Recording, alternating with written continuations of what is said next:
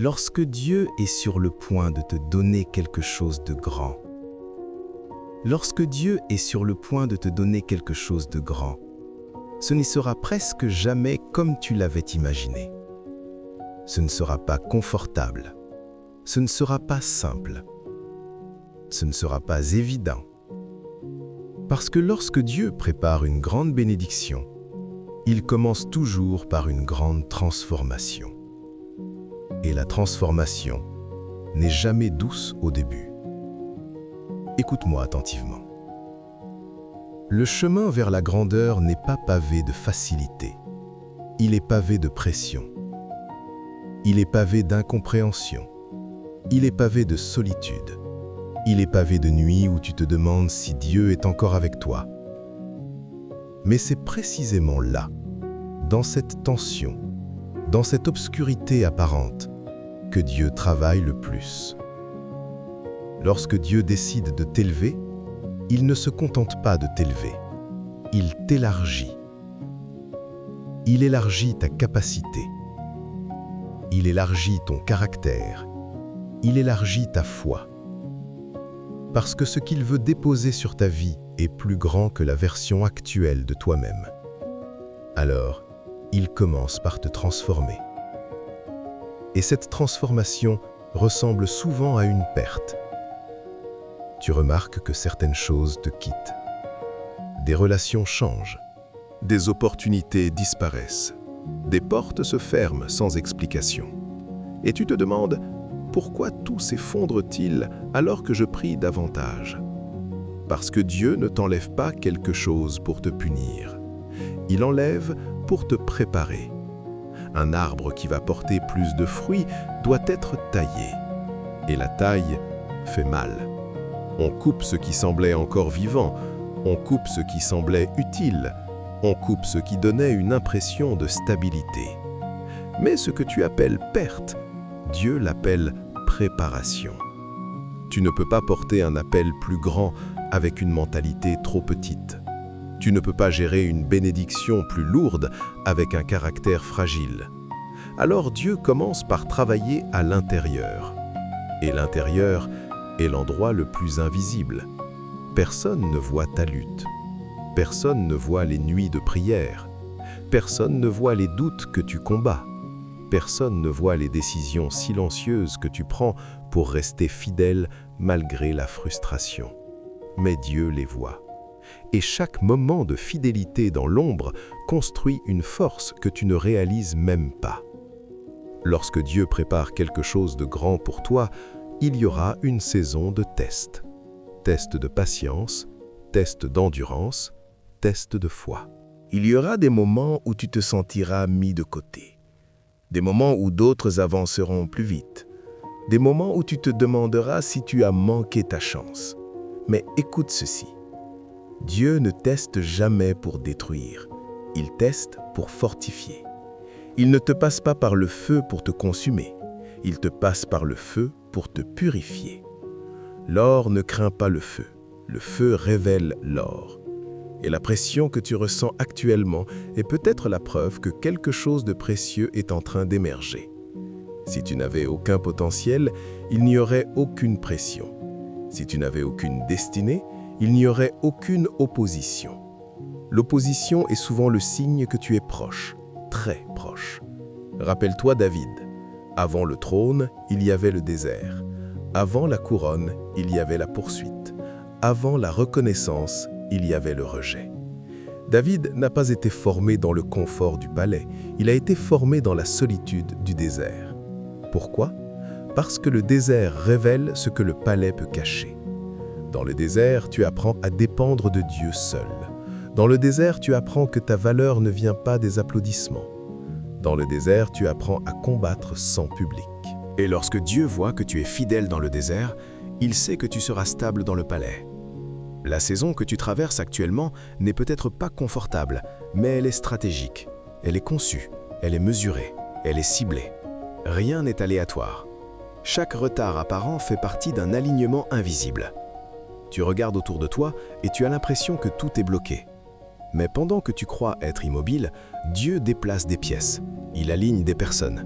Il prépare des opportunités. Il ferme des portes que tu aurais regretté d'ouvrir. Ce n'est pas du rejet, c'est de la redirection.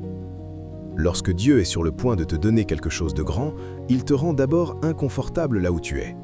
Ce qui te satisfaisait avant ne te satisfait plus.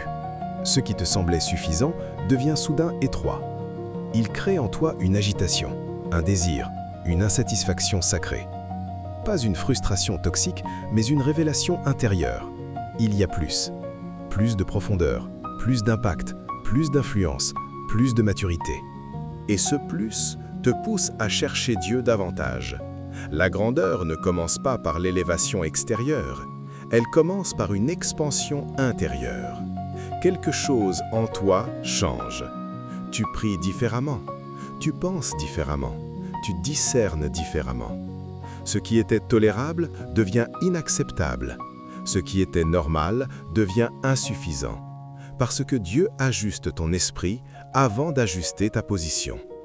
Si tu étais promu trop tôt, tu serais submergé. Si tu recevais trop vite, tu gaspillerais. Alors Dieu ralentit, non pour te punir, mais pour te préparer. Joseph a rêvé jeune, mais la réalisation du rêve a traversé l'esclavage, la trahison, la prison, l'oubli. Pourquoi tant de détours? Parce que le rêve était grand. Et un grand rêve nécessite une grande capacité. Chaque humiliation construisait sa résilience. Chaque injustice développait son caractère. Chaque retard renforçait sa dépendance à Dieu. Et lorsqu'il est finalement arrivé au pouvoir, il n'était plus l'adolescent impulsif, il était un homme formé par le processus. Tu ne peux pas sauter le processus et espérer porter la promesse. La promesse sans préparation devient destruction. Lorsque Dieu commence à retirer certaines personnes de ta vie, ne panique pas. Lorsqu'il ferme certaines portes, ne t'effondre pas. Tout le monde n'est pas destiné à entrer dans ta prochaine saison. Certaines relations ont servi leur but, mais elles ne peuvent pas supporter ta prochaine dimension. Dieu enlève ce qui limite ton expansion. Ce n'est pas cruel, c'est stratégique. Il te décharge du poids inutile, car tu ne peux pas courir avec des ancres attachées à tes pieds. Tu peux te sentir seul, mais la solitude n'est pas l'abandon, c'est un laboratoire divin. C'est dans la solitude que ton identité se clarifie. C'est dans la solitude que ta vision s'affine. C'est dans la solitude que tu apprends à entendre Dieu sans bruit. Et plus la bénédiction est grande, plus la préparation est profonde. Ce que tu vis n'est pas contre toi, c'est pour toi. Ce n'est pas une fin, c'est un forgeage. Tu n'es pas brisé, tu es façonné. Et si tu restes fidèle dans cette saison, si tu continues à avancer même sans tout comprendre, si tu décides d'obéir même sans voir le tableau complet, alors lorsque la porte s'ouvrira, tu ne seras pas intimidé, tu seras prêt. Parce que la grandeur ne te sera pas simplement donnée, elle te correspondra. L'obéissance qui déclenche la grandeur.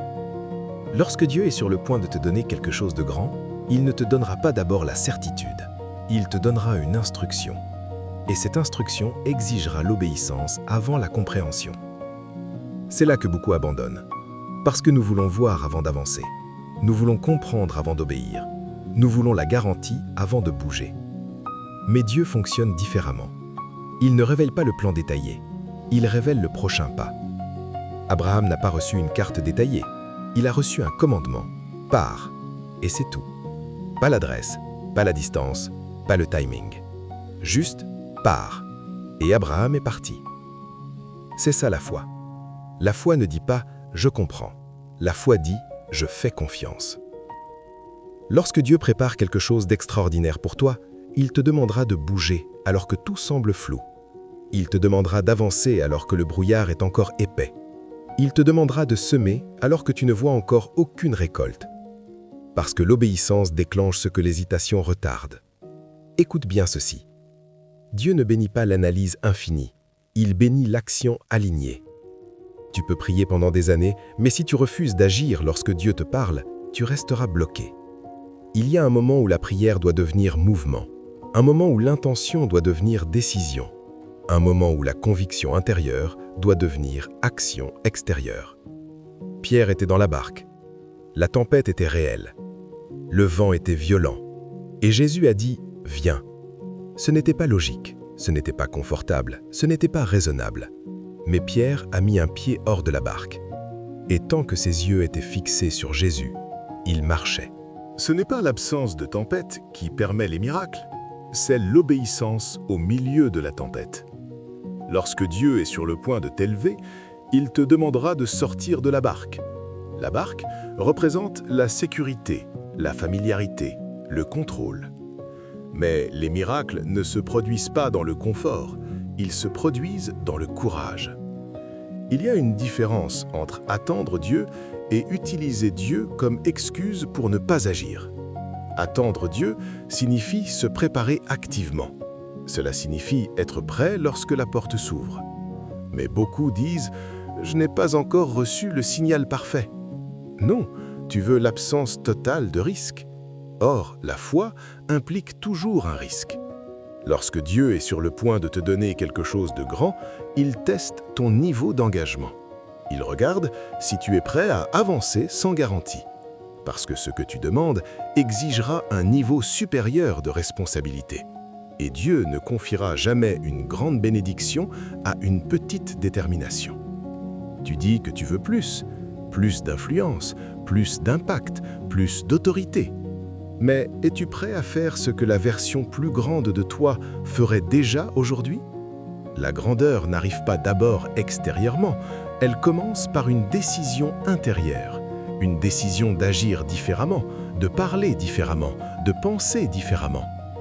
Lorsque Joseph était en prison, il ne s'est pas comporté comme un prisonnier, il s'est comporté comme un leader. Il administrait, il interprétait, il servait avec excellence. Et c'est cette excellence dans l'obscurité qui l'a qualifié pour la lumière. Si tu veux régner un jour, apprends à servir maintenant. Si tu veux diriger demain, sois fidèle aujourd'hui. La bénédiction ne commence pas au sommet, elle commence dans les détails invisibles. Beaucoup veulent la plateforme, mais refusent la préparation. Ils veulent l'élévation, mais évitent la discipline. Ils veulent la récompense, mais fuient le processus. Mais le processus n'est pas l'ennemi, le processus est le pont.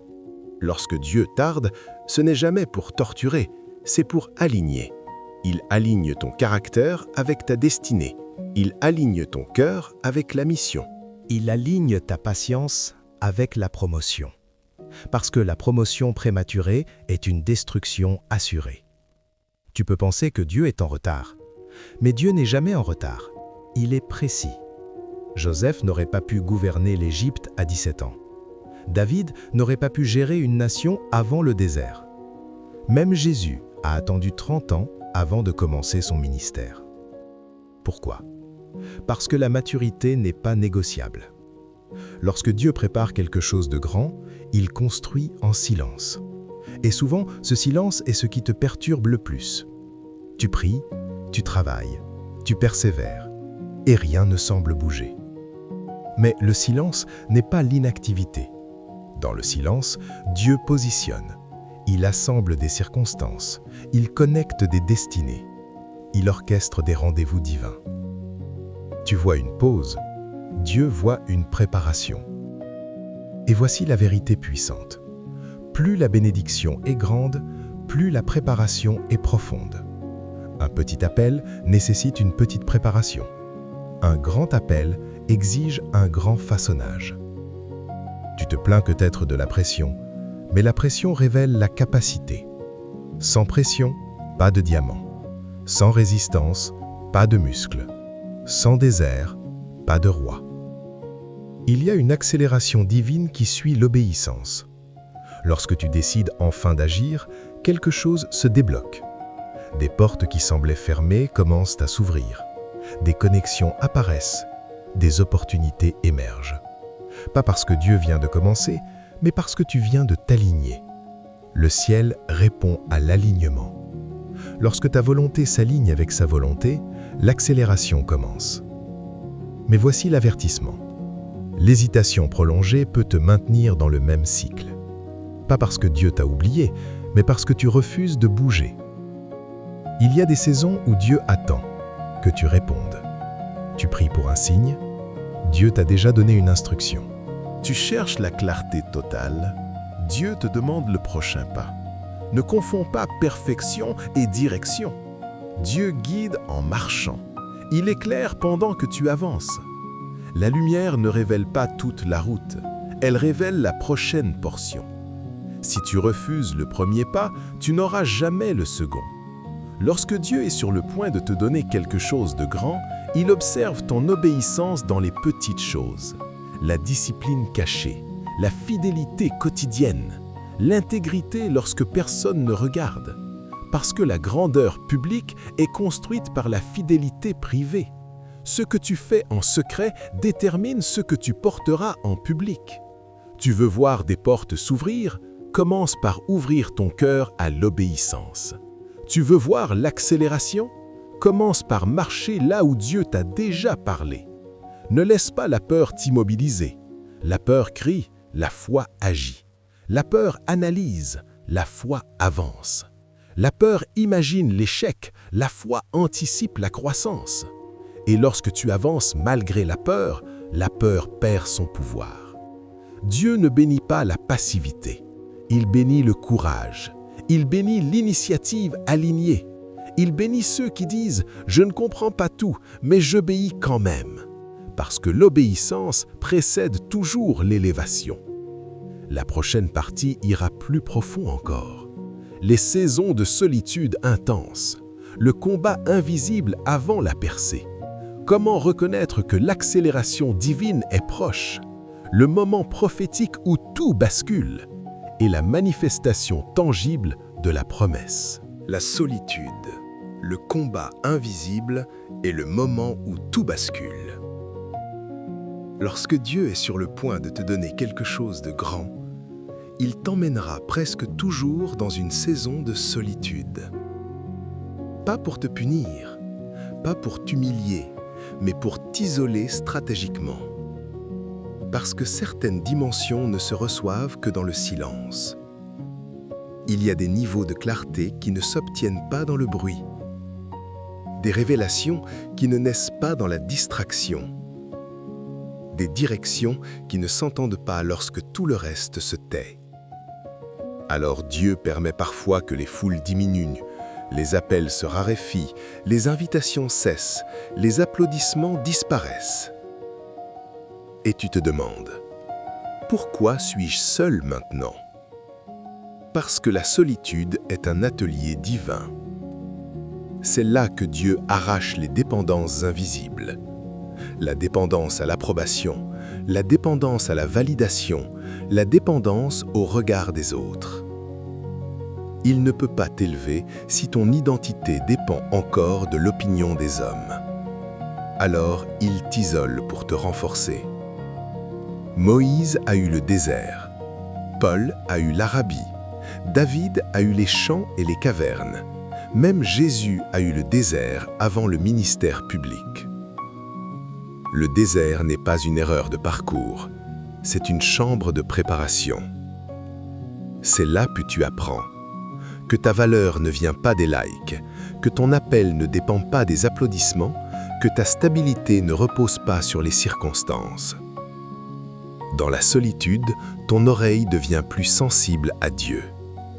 Dans la solitude, ta vision devient plus nette. Dans la solitude, ta foi devient plus pure. Mais attention, la solitude peut te briser si tu la vois comme un rejet. Elle te bâtira si tu la vois comme une préparation. Lorsque Dieu te retire temporairement de certaines relations, ce n'est pas toujours parce qu'elles sont mauvaises, c'est parce qu'elles ne sont pas prêtes pour la version future de toi. Tout le monde ne peut pas aller où Dieu t'emmène. Et ce n'est pas méchant, c'est spirituel. Il y a des dimensions de responsabilité qui exigent une concentration totale.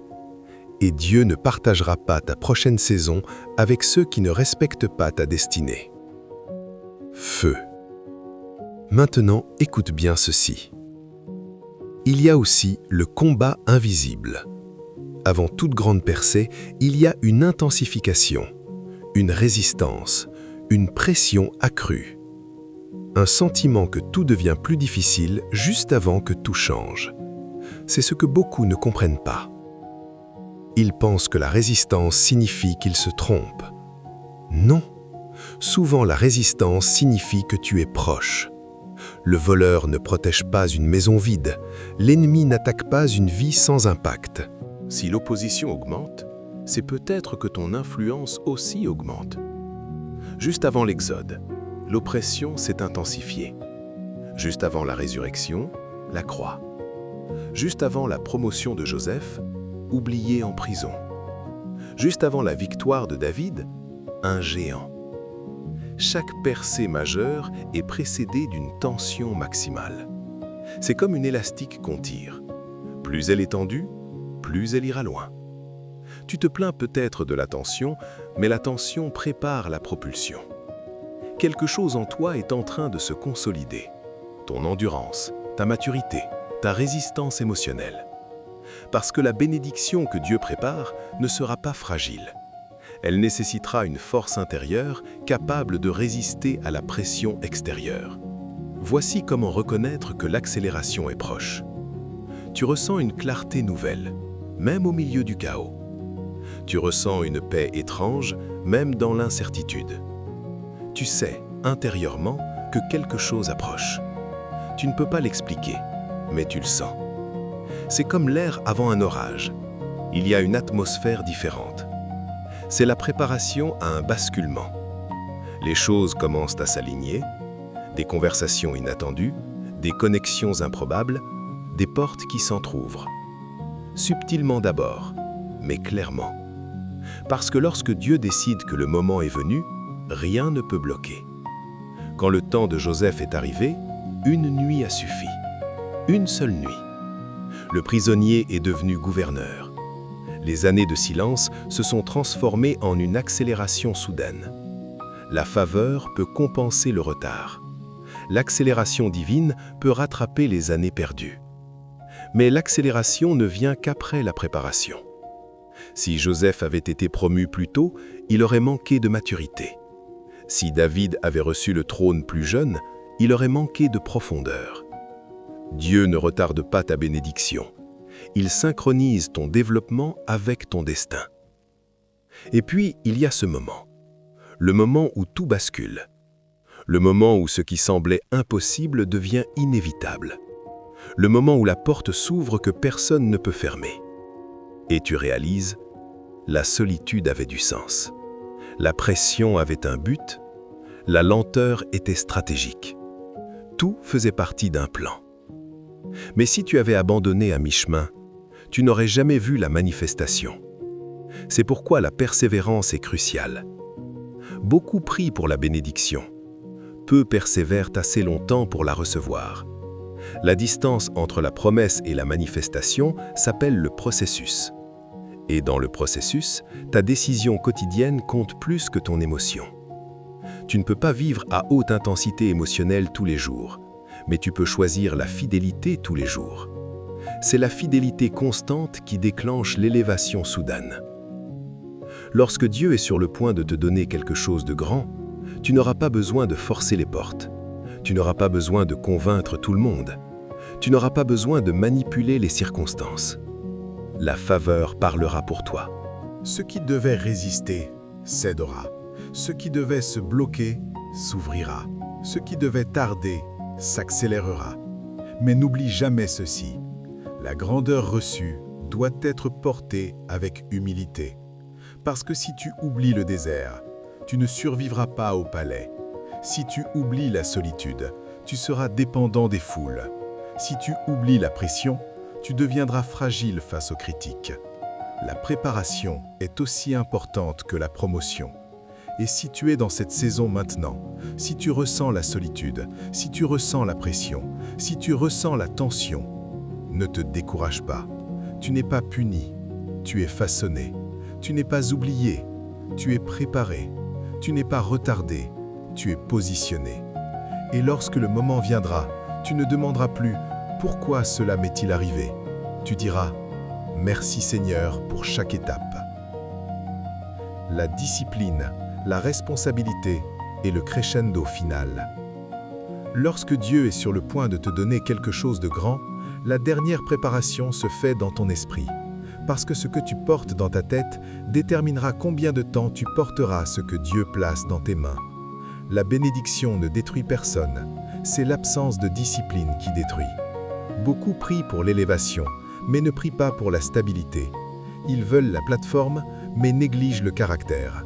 Ils veulent l'abondance, mais pas la sagesse.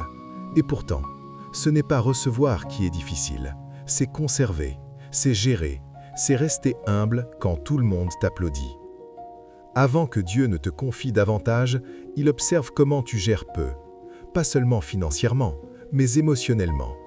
Comment réagis-tu lorsque tu es critiqué? Comment parles-tu lorsque tu es frustré? Comment penses-tu lorsque personne ne voit? Parce que la discipline invisible protège la bénédiction visible. Joseph aurait pu devenir amer. David aurait pu devenir violent. Moïse aurait pu devenir orgueilleux.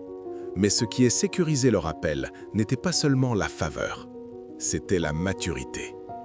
Lorsque Dieu te fait monter, il te place aussi sous un projecteur. Et tout ce qui n'est pas guéri sera amplifié. Tout ce qui n'est pas discipliné sera exposé. Tout ce qui n'est pas aligné sera révélé. C'est pourquoi la dernière étape avant l'accélération est souvent une purification mentale. Dieu travaille tes pensées, tes motivations, tes intentions. Pourquoi veux-tu cette chose? Pour impressionner? Pour dominer? Pour prouver? Ou pour servir? Parce que la grandeur selon Dieu n'est jamais centrée sur l'ego, elle est centrée sur l'impact. Lorsque la porte s'ouvre enfin, tu dois marcher avec prudence. La promotion attire l'admiration, mais elle attire aussi la pression. Plus l'influence est grande, plus la responsabilité l'est aussi. Tu ne peux plus parler comme avant, tu ne peux plus réagir comme avant, tu ne peux plus te permettre l'immaturité d'hier. Ce n'est pas que tu perds ta liberté, c'est que tu entres dans un niveau supérieur. Dieu ne te donne pas quelque chose de grand pour que tu brilles seul, il te le donne pour que tu deviennes une solution, pour que tu élèves d'autres, pour que tu guérisses d'autres, pour que tu serves à un niveau supérieur. Et si ton cœur n'est pas prêt à servir, la bénédiction deviendra un fardeau. Voici le danger après la promotion. Oubliez le désert, oubliez les larmes, oubliez les nuits où tu implorais Dieu. Parce que le souvenir du processus protège ton humilité. Ne méprise jamais la saison qui t'a formé. Ne renie jamais la pression qui t'a bâti. Elle était douloureuse, mais elle était nécessaire. Chaque retard avait un but. Chaque solitude avait une raison. Chaque fermeture de porte était une protection. Lorsque Dieu est sur le point de te donner quelque chose de grand, tu passeras par 4 phases. La perturbation, la préparation, l'obéissance, l'accélération. Et si tu es dans la perturbation en ce moment, si tout semble incertain, si certaines choses s'effondrent, ne panique pas. La perturbation n'est pas une destruction, c'est un réalignement. Dieu dérange ce qui est confortable pour t'emmener vers ce qui est destiné. Il y a une dernière chose que tu dois comprendre. La grandeur ne signifie pas l'absence de combat. Elle signifie que tu combattras à un autre niveau. David est passé des lions aux Goliath, puis des géants aux armées, puis des armées au royaume. Chaque niveau apportait un nouveau défi, mais aussi une nouvelle capacité.